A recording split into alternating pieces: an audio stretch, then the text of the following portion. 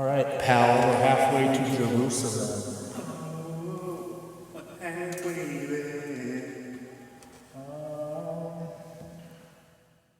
Ladies, gentlemen, and everyone in between, welcome to Talking at 6. I'm your host, 16, a.k.a. I'm fat, but I dress nice, a.k.a. I just crawled here, Captain, a.k.a. keeping K9s embedded in my knuckles as a keepsake, a.k.a. You think baby Jesus killed Hitler just so I'd whisper, a.k.a. It's the young black leader to the people, man, kinda, a.k.a. I'm dirt, I can't be crushed, a.k.a.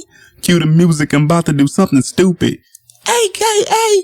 my mama said that I'm not living right, a.k.a. it's Tokyo and I'm Godzilla, a.k.a. my battle status is burning mansions from Dallas to Malibu. Check my resume, your residence is residue, a.k.a. shower stars to get all y'all missing, a.k.a. I rival all of your idols, a.k.a. talk real good because I'm smart and stuff. And today I will be discussing RTJ with my special guest. Everyone welcome Palivon J, a.k.a. Palissimo St. James, a.k.a. Palivon Jackie O, a.k.a. the LP to my killer Mike, a.k.a. If I keep this up, he gonna leave. So let's get to it. Welcome to the show, Pally. So, what do you say on a podcast? Do you say like hello, everyone? I mean, is there an everyone? There's no one. Pretty much, I mean. There's no one yet.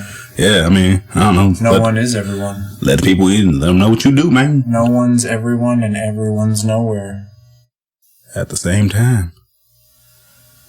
Well, anyway, it's been a nice show. Shut up. Yeah, you, much like myself, happen to be a big fan of the group RTJ, a.k.a. Run the Jewels, a.k.a. Killer Mike and LP, who have been dominating hip-hop charts for, I don't even 7 years? Something like that. I honestly lost track by now, man, but... Yeah, okay, sorry to interrupt, but I was actually thinking about this today. Talking point-wise, so way back in the day, I don't know, it was 2012, 2013, somewhere right in there, and we first heard that Killer Mike album, Rap Music, which I was listening to today because I was going through listening to all those songs to test out my new speakers, and of course the Untitled, Untitled always comes up because it has that 808, boom, boom, boom. It's just like invades your body. It's a banger. So, it's just crazy. I remember sitting in Tony's car listening to that Run the Jewels album for the first time because we were waiting on it to drop, and it just, just like sonically blew away everything around it. It was hard to listen to other stuff because everything else was so boring after that. Right. But yeah, man, it came out of nowhere, man. It was a fucking banger, man. So prior to RTJ, Killer Mike and LP were both solo artists, and then, as you said, Killer Mike's album Rap Music was entirely produced by LP, which, funny story about that, it was, I want to say an executive, I don't know if it was executive, but it was a guy that worked at Adult Swim that talked to Killer Mike about how would you feel if you can make an album where you could say anything you want. It's like, oh man, I love that, but who gonna do that? Basically, he got in touch with people he knew, got Mike to book the album, and before he did, it's like, man, hey, before you get it, I know you guys producers lined up, I want you to hear one guy, just give him one shot, introduce him to LP, LP played a beat for him, LP went from like, oh, gonna make one beat for that record to producing the entire thing because it was clicked. So LP ended up producing the entirety of Rap Music.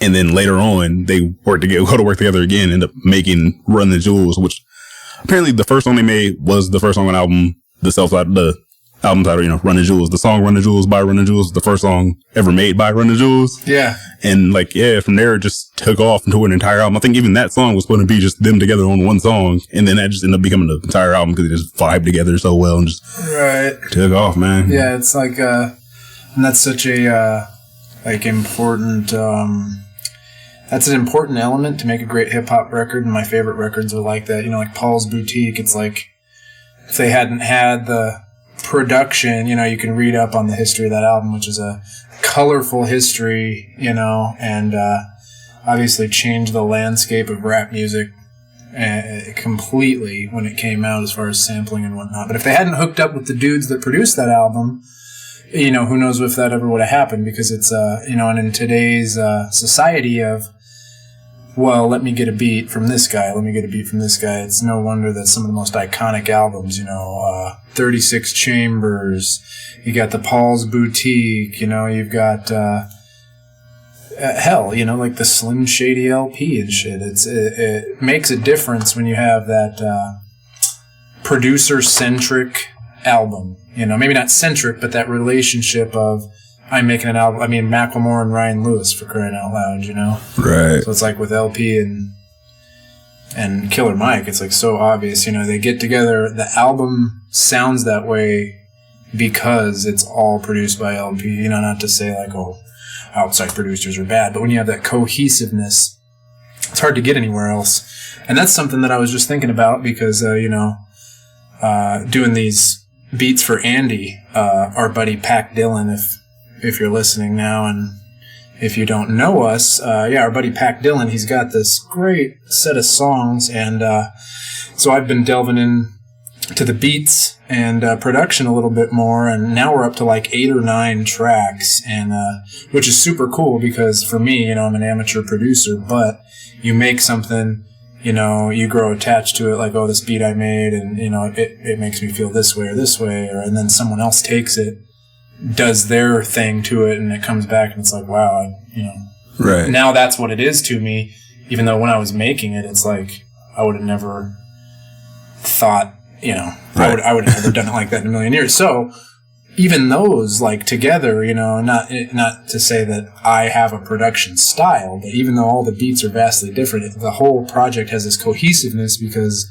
it's me and him thinking about all of it cohesively, not just like, ooh, let's make this banger, let's get this fucking video up there so we can get some views. It's like we're trying to make a cohesive album, and that's something that's lost today, and I'm glad that Run the Jewels is so big. It kind of blows my mind how big they are.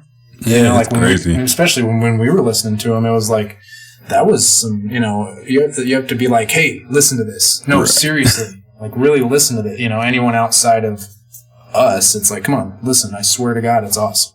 Yeah, like, they've been, like, Killer Mike was, like, Dungeon Family. Well, worked with Dungeon Family, worked with Outkast. Like, been making albums for years. Both of them have, both LP has LP, super instrumental in New York hip hop.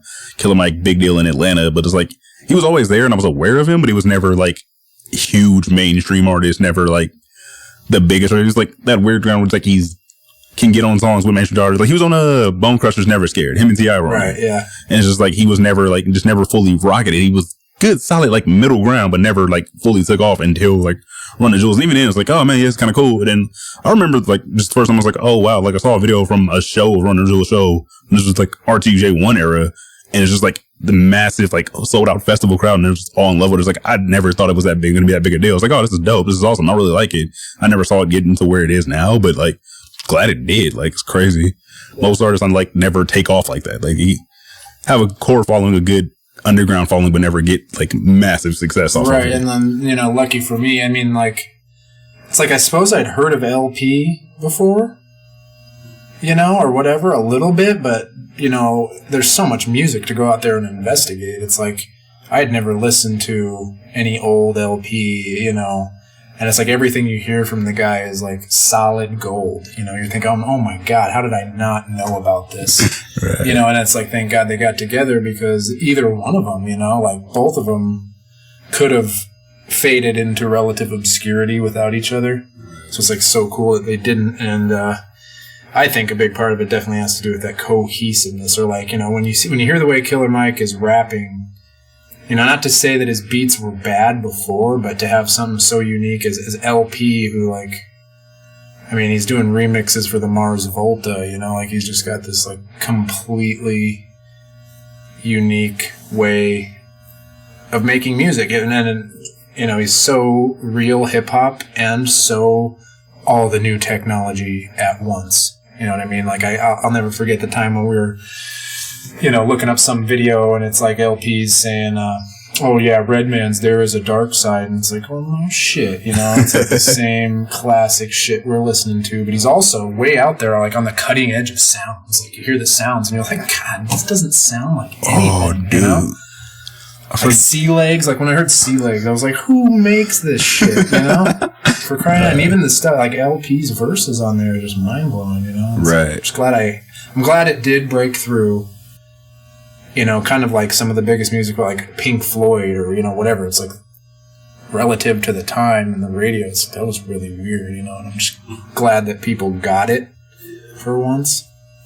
Yeah, man. Speaking of Sea Legs, it's part of the intro, but it's honestly one of my favorite LP lines ever. It's just, the fuck I know. I just crawled to hit Captain. Like, I'm not fully sure what he meant by it, but I always use it in a sense of like, just someone coming at you for like taking information is like, how the fuck would I know that? Like, what are you talking about, man? Like, I'm in the same box you are, man. I just fucking got here. Like, don't expect me to have all the answers to the universe. Shit. Like, you sometimes gotta go look for shit yourself. But it's just like, I don't know. I guess LP, like, he just has some really great lines of just like dismissal.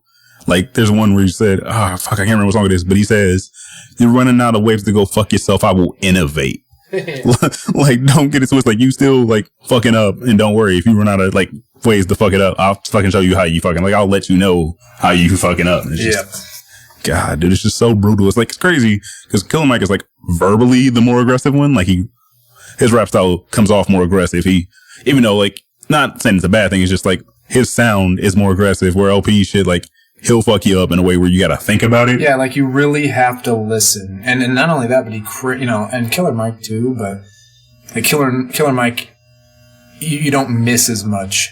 LP, like he says all these things and then you're in your bed that night and you're like, oh. You know, or like he crams so many words in and you almost don't understand, you know, right. Almost unintelligible, but then when you hear it, you're like, you know, when you really hear it, you're like, oh my goodness, man. My lord. And yeah, just such a dynamic duo, like so rare. Yeah. So, and I'm glad to have him. It's like way out there on I can't think of any other way to describe it, the cutting edge of sound. It's like when I hear a record like Run the Jewels, or even Run the Jewels 2, it's like, you know, or not to say that 3 or 4 is bad by any means, but I'm not even trying to single those records out. Run the Jewels as a group, you hear the album and if you have heard something that sounds like that before, you know, aside from like rap music with the sonic textures and, you know, certain little similarities of any album that, I mean, those 2 albums were so close together. I'm sure that the production of some of that stuff overlapped. And so they kind of have, like, there's a sonic imprint on rap music that's definitely all over Run the Jewels 1, for sure. But if you can listen to that and you're not interested, you know, I don't know what to tell you. I really don't. I mean, come on. Right. Yeah, man. Speaking of rap music, fucking LP's line on Butane, it's like, maybe our society's supposed to drown, middle fingers up on the Titanic as it's going down. And it's just like, dude, what the fuck? Like, heard that song multiple times, didn't catch that line, caught that line. I'm just like, where do you get this from, man? What the fuck? Like, it's so awesome. Just like, how do you come out of the blue with shit like that? And it's just like, I just fucking love it because it's like, yeah, you know, Titanic, we're all gonna die. Fuck it. Just middle fingers up, just flipping a bird, go. Just so dismissive of like, I don't give a shit, but also I'm gonna be a badass about it while doing it, you know? I'm not gonna be scared of my fate, I'm gonna accept it, but also fuck you, I'm still me. Like, still got my own shit. It's just crazy, dude. And they're just so cool. Like, you just hear them talking, like, damn, those dudes are cool. I wish I was so cool like that. Right. Come on. Just the coolest dudes ever. And smart. Yeah, man. Stupid smart, you know? Like, honestly, I feel like, I don't even fucking feel like, I know for a fact I've learned more from watching, like, more about politics from watching Killer Mike interviews than I did in any time in school. Like, oh, for sure. And even if you don't agree, like, I don't necessarily agree with everything Killer Mike says. I respect him so much, though, because I know for a fact, you know, with a person like him, you don't have to agree with every little thing he says, and you know he's the type of person that if, you know, he would not be above saying, oh, well, now that I've learned something, I can change. You know, it's a real discussion with him. Whenever you see him, you know, it's like a genuine exchange. Right. He's not just waiting for his turn to talk, you know? Right. So that's really, like, just such a lost trait, too. Yeah. But, yeah, you know, I mean, like, so smart, and especially with Killer Mike, you know, like, community-oriented. Like, I can't think of a better influence, you know? Mm-hmm. So I'm glad that in this cancel culture that, you know, like, nothing's come up on them, or even just, I'm glad that the educational and societal implications of their music is recognized. That's even another, like, that's an exponent of, I'm glad that they're big at all. I'm glad that that element of their music, it gets magnified instead of just like, oh, they said the swears, or, you know, because they say messed up stuff in a satirical way, like a lot of rap music. And, oh, yeah, man. Yeah, rap music's just so often the victim of that it's nice to see, like, Run the Jewels come out there and, like, they almost just, like, don't allow it. I mean, they say so many satirical lines, and they juxtapose them directly with, like, the most serious and cosmically human, deeply relatable stuff. Right. Like, fucking, like, I was talking about this, like, talking about these a while ago, back when, like, the cancel culture started out, like, really gaining hype, and people were, like, coming at rappers for shit they said, like, even, like, years ago, like, what the fuck do you mean by that song? Like, that's not cool. Fucking Twin Hype Back, the whole, like, it's not just one thing, it's the entire Chess Rockwell segment of that song. It's everything he says, like, my name is Chess Rockwell, right? And I love to make love to your booty. Oh, it's also like, how you feeling now, baby? A little more relaxed? Yeah, maybe it's that half a Molly I put in your Mountain Dew. Yeah, it's way too far. That's some creepy shit, but the way he said it, just so smooth about it, that you don't even hate him for it. Like, you give him the pass, man. Mm-hmm. It's like, yeah, we go to Long John Silver's, get a fish platter, take you home, you can massage me with butter all on my neck. This is like, dude's like, man, you want to hate him, but it's like, dude, you know somebody like that. You know somebody who talks like that, who, like, even when they say dumb shit, they're so smooth about it. Just like weird shit. It's like, all right, I give you a pass. Hey, like, and the other thing about Run the Jewels is, like, on a personal level, it's like with me and you, it's like the black friend and white friend duo. It's like we're always instantly stereotyped by both of our races. It's like we're so subcategorized just because of that. Like, not that, you know, I'm just like a fucking white guy that can't grow a beard and has blue eyes. I'm not really the subject of a whole lot of discrimination. Right. You know, not to say that you aren't. I mean, I know you are. I've been your friend for a long time, but it's like when you have that duo where it's like, oh, yeah, you know, you and your black friend or whatever. You know, it's such a weird thing. Like, black people view you as weird because your best friend's white. You know, and vice versa. It's like, oh, well, your best friend's black. You know, it's like this weird racism. And even though it's not like a direct racism where it's like, I dislike this, or maybe if those people this, but you feel that racism coming off of people that you don't consider to be racist, you know? Right. It's like even your friends or our friends, it's like, oh, Kyle and Tyrell. It's like this weird fucking way that people have of thinking of that. Yeah. And so it's like really cool that, like, Run the Jewels is like, you don't even think about that. You know, you don't even question it. You're not like, oh my God, it's a black guy and a white guy. And if you are, fuck you, honestly. You know, right. If that's what you're thinking. And I know I'm talking about it, so I'm just as bad. But it's just like in my life, I've experienced that as me and you know, hanging out constantly all the time. It's like you feel that weirdness coming off of people. Man. Oh, yeah, man. It's crazy you mention that because I've honestly been thinking about this recently. Like the whole, like, with the whole thing going on, like racial equality, Black Lives Matter movement and everything, fighting towards that. I was thinking about how, like, the fact of, like, most people that get to know me realize, like, I'm not what you would call a stereotypical black guy. Like, I speak proper. Like, I'm, like, into fucking everything musically. Like, I like a bunch of pop punk shit, like, fucking classic rock, like 80s hair metal shit. I listen to everything. I was thinking about how, like, I'm in that weird segment of, like, no one's talking about it. Like, the black kids who aren't black enough, or like aren't black enough for black people, too black for white people, way too black for white people, dude. But also still black enough to get killed by the cops. Yeah, 100%. You know? It's like personality wise, you ain't black enough. Visually, oh hell yeah, you get shot in the street right now. It's like, yeah, family wise and fellow black people, they're like, oh my God, like Tyrell's you know, right? Tyrell's different, and then fucking on the other end, it's, oh my God, that dude is terrifying. He's gonna rob this liquor store any minute. Right. It's like, you know, the fucking just when we got pulled over. You know, that time on Ames was the worst. In the tan Wagoneer, you get pulled over. Let me see your ID. Yeah, I'm in the fucking back seat, nowhere near driving whatsoever. I get ID'd. Yeah, it's like, what is no fucking that? Reason. Sometimes I think that didn't happen just because it's so weird. It's like, did that really happen? Yeah. Did I make that up because it's so bad movie script type crazy. of thing? Like, it's weird though. Like, even for me, like, I guess I count myself lucky because that's like one of the few occasions where I've had something like that happen with cops. Like, I still don't get it twisted. Cops came to my apartment a couple months ago looking for someone in a different building. But it's like, it's night. I open my door and there's 2 fucking cops in there. I was nervous as hell, man. Like, shook as fuck. I'm just like, what the fuck? Like, I'm in there alone, but still, it's like all my lights on. I'm sitting in the living room watching TV in the dark, and there's just 2 cops standing at my fucking door. Like, what the fuck? It's like, oh yeah, we're got a call. We're looking for like a missing report of a missing minor. I'm just like, yeah, ain't nobody here but me, you know, like making sure like no sudden moves, like nervous as shit. Yeah. But like turned out, like, yeah, you know, we were here for the other building, but no one answered the door. So we figured we'd check here. It's like, that makes no fucking sense, but whatever. I'm just running with it. Yeah. Let's go run with it. But yeah, dude, it's like, that shit's crazy. But yeah, like, even in like, that's one of the few occasions I've had like any incidents with the cops at all. Cause I don't fucking like, weirdly, I don't get pulled over, but every time I do, like, if I do, that shit like that just goes to my mind. Like, it's always like nervous and situations like that, like freak me the fuck out, man. It's just, fuck, like, don't make a wrong move. It's like, you can do nothing wrong. And like I said, I was in the back seat, my Don't move your hands. Right. Don't move your hands. It was like, right, dude, I'm like riding in the car. Cop's like, hey, can I see your ID too? It's like, dude, I'm in the fucking back seat. Why? Like, what does that matter? It's like, granted, there's nothing on my record. I don't do, you know, I ain't got shit to wear, but still, man, it's weird shit. No, yeah, it's bullshit. Oh, that's what I'm talking about. The fucking complete, I guess, what is it? What's the word I'm looking for? Kind of like I guess it's oxymoron? I'm looking over, like, the personality of, like, I like black. Like, I wear a lot of black clothes. I wear, like, all black clothes, all black shoes, black coats, black hoodies. Like Biggie said, fuck going to heaven with the goody goodies dressed in white. I like black Timbs and black hoodies. And also like wearing beanies, you know? But also, I'm the dude you'll see at the show, at a concert, rocking face paint. Right. Black guy in face paint, but also, you catch me outside of the show, I'm like in fucking black hoodies, all black, the hood down, don't talk to nobody, don't fuck with nobody. But you see me at the concert in face paint in the front row going crazy, and everybody loves me. It's that weird. It's your fault, man. You shouldn't dress like you just robbed a liquor store, man.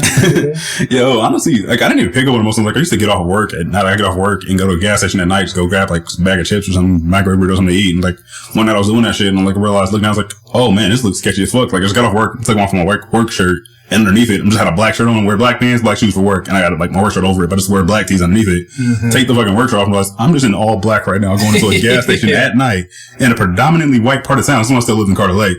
In a predominantly white part of town, going into a gas station at night. Yeah. Holy fuck, this is sketchy as shit, but I don't feel like going home and change it. Just be careful, man. Yeah, it's like, go put on, you gotta keep a Hawaiian shirt in the car. Hello, officer? Right. Oh, okay, Johnson, it's one of them. Right, man, that was just my life, dude. I used to work in fucking Dundee. Like, I'd be walking to my car at night because parking was shit. Be walking in my car, like, wash dishes, man. I'm in all black. I'm tired. I'm sweaty. I'm wet from fucking washing dishes. I'm going in my car. I'll be walking down the street. There'll be like a white lady, like, half a block ahead of me on the same side of the street. I'll cross the street to go away from so she doesn't think I'm walking up on her. It's like, there's a talk of like, oh yeah, you know, women being causing night. Like, I'm not saying it's a real problem. That is a real problem. But we don't talk about the fact of like, oh yeah, like, women are scared to walk down the street by themselves. Like, do you think like giant black men aren't scared to walk down the streets by themselves either? I happen to be walking behind a woman now. Fuck, man, I gotta make sure I don't do anything to make sure she doesn't get scared and think I'm coming after her when I'm just trying to get home. Shit, we deal with that shit too. There's double-sided coin, but no one talks about the other side of it. Oh, what do you got to be scared about? Everything, nigga. Society's based against me. You worried about me. You worried about one person. Not saying your problems aren't real. Not saying this isn't a real issue. But you worried about one person. I'm worried about everybody. Yeah, no shit. Because shit goes down, everyone's against me. And it's just like, fuck, man. Also, like, they cover that shit. You haven't listened to RTJ 4 yet, but there's a line where Killer Mike makes a line about man being choked out and his last breath, his last words are, I can't breathe. And this, with the timing when RTJ came out, everyone thought it was about George Floyd. It was like, oh, he's talking about George Floyd. He's like, no. It's Eric Garner. Yeah. LP responds like, actually, no, it's about the last time that happened. Another time when the black cops killed a black man, Eric Garner. And it's like, shit like that happens. And it's just like a real thing. And it's like, I don't know, it's like, it's weird to see so many people like, who didn't know shit. Like, even in, like, Richard Pryor has a bit about that shit. Like, until it went to the papers, they didn't think police brutality was real. Until people saw the Rodney King video, they didn't think police brutality was real. How many fucking times you gotta see this shit happen where you're like, oh yeah, it's real. And then what happens between then and the point where you see it again? It's like, oh man, they're still doing that shit. It's like, yeah, nothing happened. No one stopped. Just someone saw it. Someone said something about it. And then nothing happened because everyone stopped caring, moved on to the next sensation. Well, yeah, and it's all, you know, the reason why all anybody wants to talk about now is police brutality, even though police brutality is like, it's like an inelastic problem. You know, it doesn't go down in relationship to other things.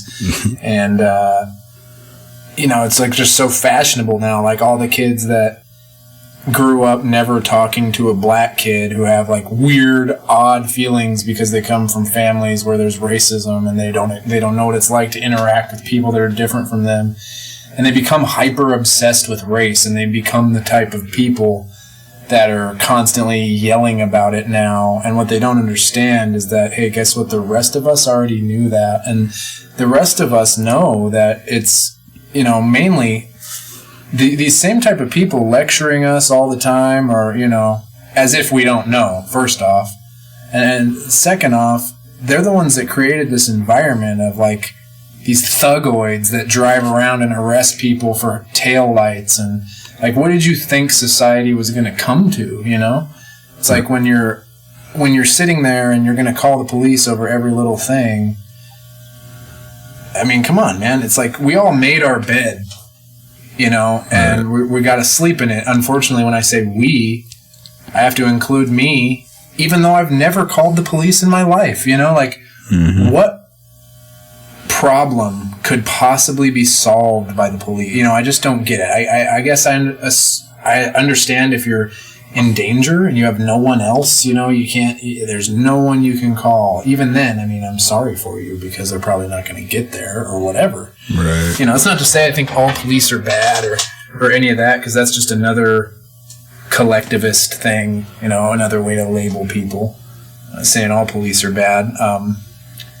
Unfortunately, a large percentage of them get into the profession for the wrong reasons, and then they're undertrained and yada, yada, yada. But it's just hilarious to me, the new fashion of Black Lives Matter. And I, you know, obviously Black lives do matter, you know. I mean, come on, man. We've been knowing it, you know. Right. And, you know, it's no coincidence that this is all that we're talking about right now. And I'm not saying, you know, maybe, you know, I'm not a conspiracy theorist per se, but I just think there's a little more to it, because all I have to say is this: if the real and true prevailing narrative is that, well, now we're finally standing up against police brutality, good, great. If that is the true reason, awesome. However, it just seems a little bit weird when it has been a problem for so long, you know? Right. And we've all known about it, you know? And if you haven't known about it, there's a reason for that. So, yeah, I don't know, man.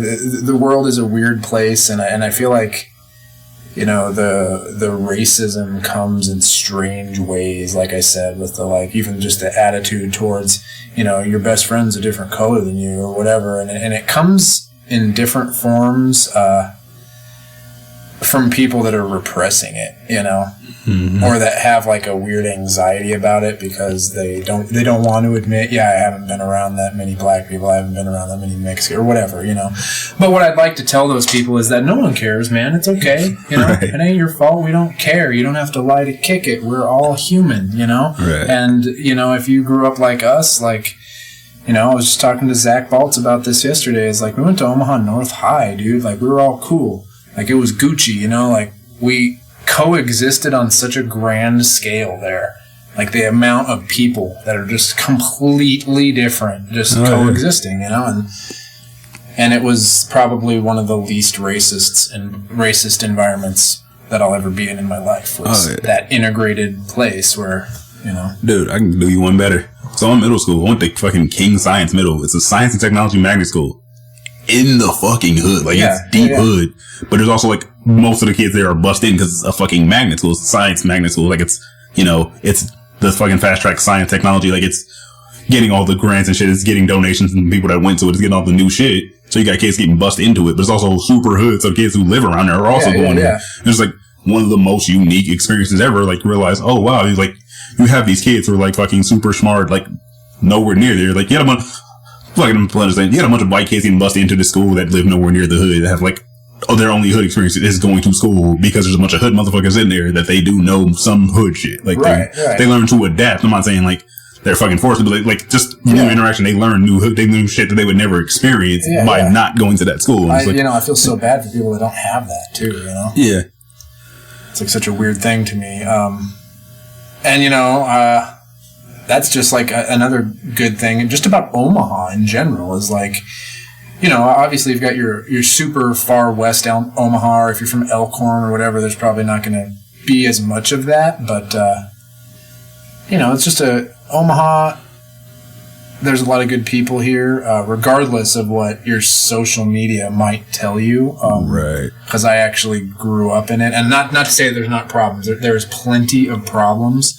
But obviously we're stronger together, for crying out loud. And there's a lot of together, here. Like, there's a lot of cool people. And there's been almost no time that I can think of, living in and hanging out in North Omaha for years and years and years and years. Almost never would I say that I felt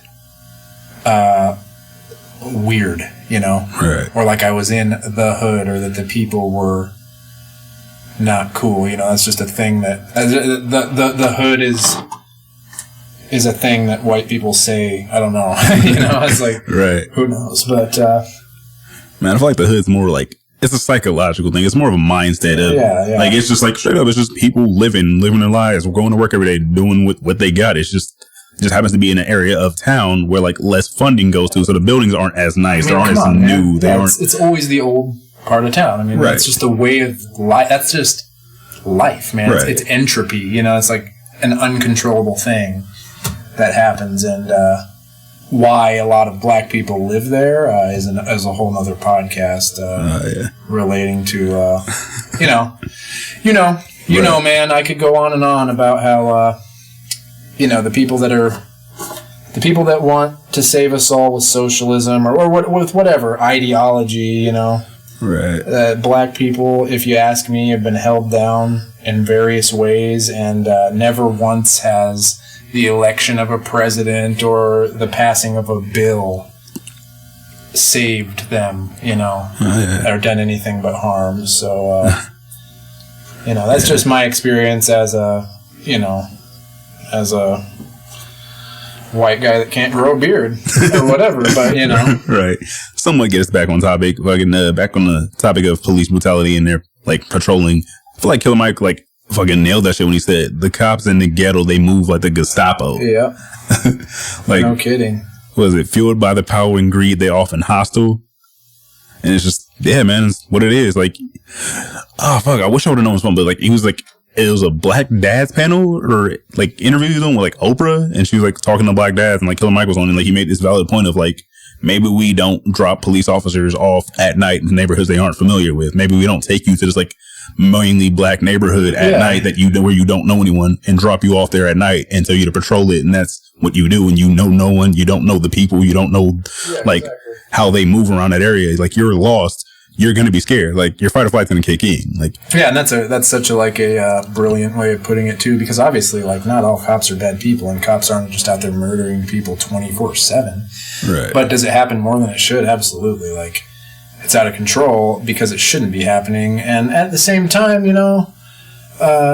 not just to play that devil's advocate guy, every time I see one of these, and not every time, some of the videos, I mean, there's so many of them now, some of them are just absolutely reprehensible and unforgivable, and then some of them are like, why are you talking to the cop that way? If you knew what you were doing, you would be getting the fuck out of there, man, because cops don't help people, not really, and it's not their fault, man. It's the whole entire system. It's the idea that we're going to have this group of boys in blue, and then they come take care of all this shit work, It's like, right. In my view, as like an ultra anarchist, which I'm not ashamed to say, it's like, of course this is happening. How could you be surprised? It's not a way to run a society where it's like, okay, well, we have, police and government discipline should be such a small, portion of life, period, because we should all be governing ourselves. And that's a whole entire other podcast too. But Killer Mike is obviously, he's smart enough to know that this is like a incredibly detailed and nuanced argument that has to be viewed from so many sides. And even me being anti-police just because of the principle of the thing, you know, of non-aggression. Just to be a police officer and be able to lord over somebody is not okay with me. Right. You know, but it's still a nuanced argument because, you know, you still do want to have someone to call if you have no one else to call. And that's why, you know, I think we should be doing that. You know, it starts on a personal level. So you should be doing that. You know, you should be living your life as the kind of person that, you know, people feel like they could call, you know, at any hour of the night. And you should also have people in your life that are like that. And it all starts on that personal and individual level. And that's the same, you know, that's why I love every time I see a Lil Wayne interview when they're talking about race, because he's got such a weirdo, like, personal viewpoint. He doesn't conform to any, like, ideology or headline news thing. And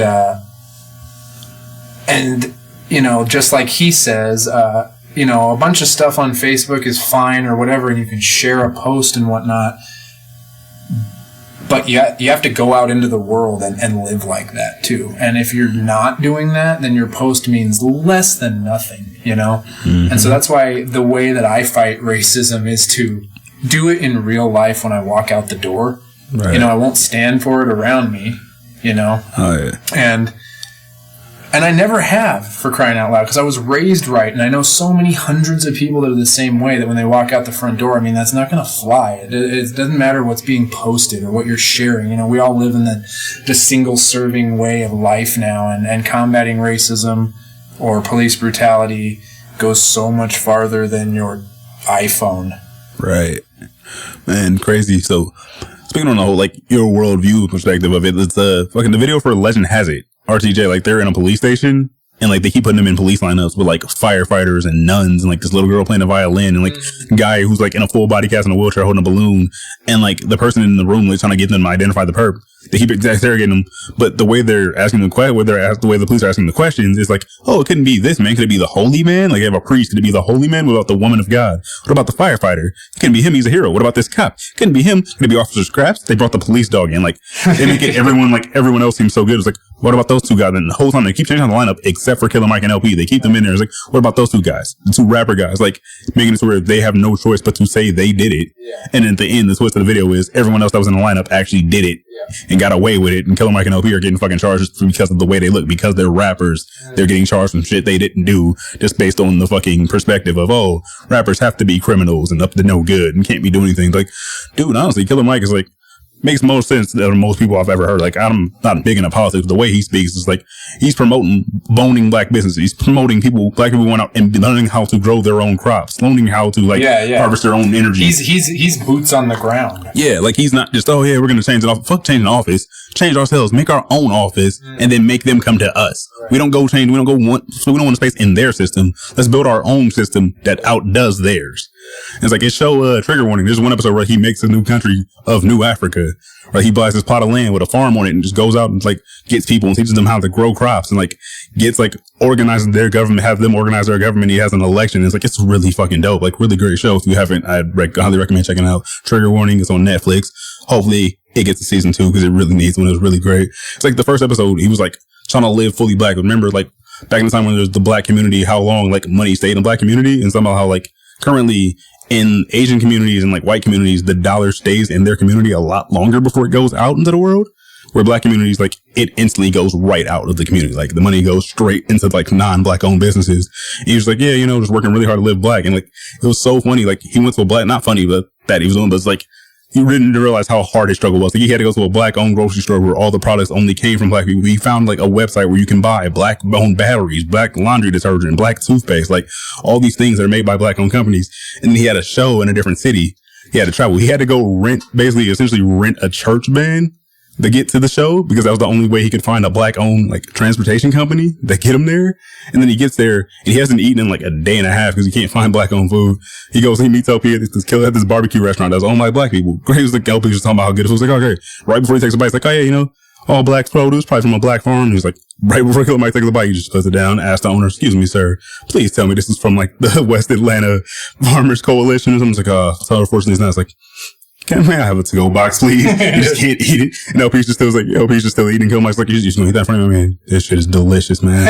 I mean, the lobster I had at the hotel last night was like, you had lobster? Well, I had a lobster roll. It's like, you had lobster and I was sleeping on a park bench. Dude, it's just so real and so funny. It's just like that friendship is so great. But, yeah.